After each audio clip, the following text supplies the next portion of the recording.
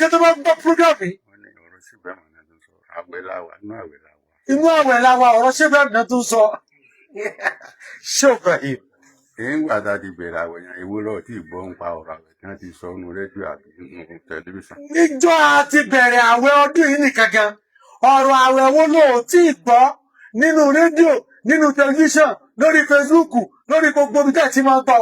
lọ́wọ́ tó ti bá ipò ọjà látakò tó wà sọ pé ọ̀rọ̀ sí Ibrahim náà tó ń sọ wọ́n sọ̀rọ̀ àwẹ̀ ọ̀rọ̀ àwẹ̀ lọ́ọ́ fẹ́ ká sọ ìwé lọ́ọ̀ tí mò ń pọ̀ rà. Èwo ló tí ì mọ̀ ń gbọ́ yẹn pálátakò ọlọ́kẹ̀ dúdú ni ọ́. Èwo ló tí ì mọ̀ o tún fẹ́ gbàtakò wá. Bẹ́ẹ̀ ọ̀rọ̀ ṣé Ibrahim náà tó sọ nú àwẹ̀. ọ̀rọ̀ sí Ibrahim là ń sọ.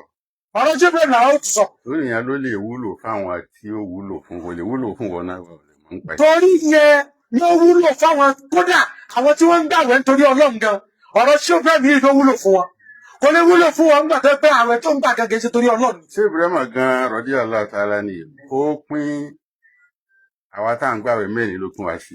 Ṣé Ibrahim radiyallahu anhu àwọn tá ń gbàwẹ̀ mẹ́rin ni ṣé ó pín wá sí. ó ní shahr ramadana junnatul lil muttaqin. Allahu akbar.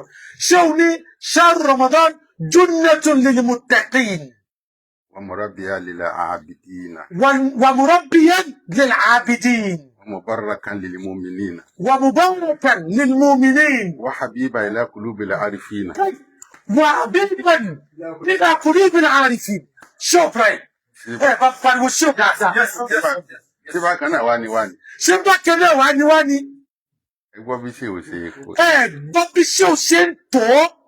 ó ní junnatun lil muttaqina. Junnatun lil muttaqina ní ṣé o sọ. ní junnatun ní àwà. Àwà. tá máa fi ń jagun jọ tá máa ń. Shield. ẹ ń pè. Àwà ìdáàbòbò. Àwà shield.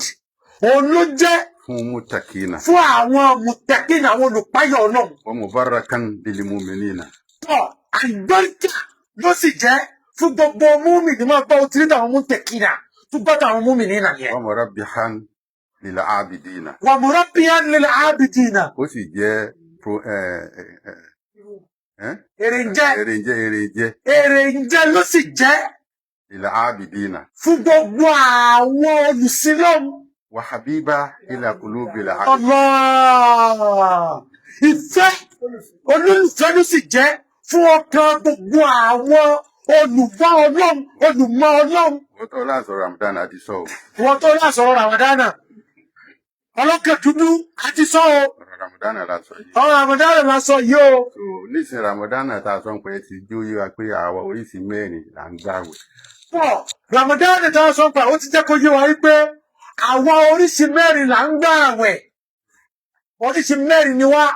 Muttaqina ń bẹ. iṣẹ́ tí àwẹ̀ wà ṣe lára kálukú wa ọ̀tọ̀ọ̀tọ̀ ni. Iṣẹ́ táàgbẹ̀ ó sì ṣe lára kálukú wa ọ̀tọ̀ọ̀tọ̀ ni.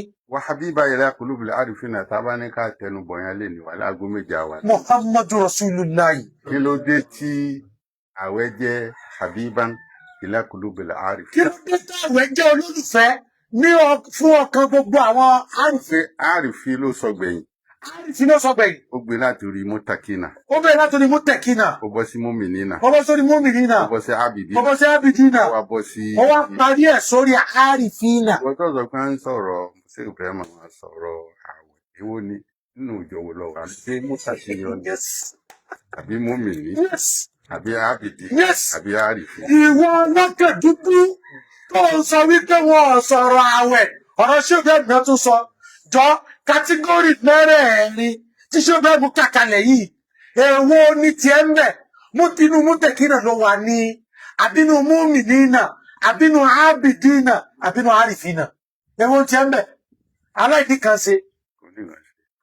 aláìní kan ṣe ọlọ́kẹ̀ dúdú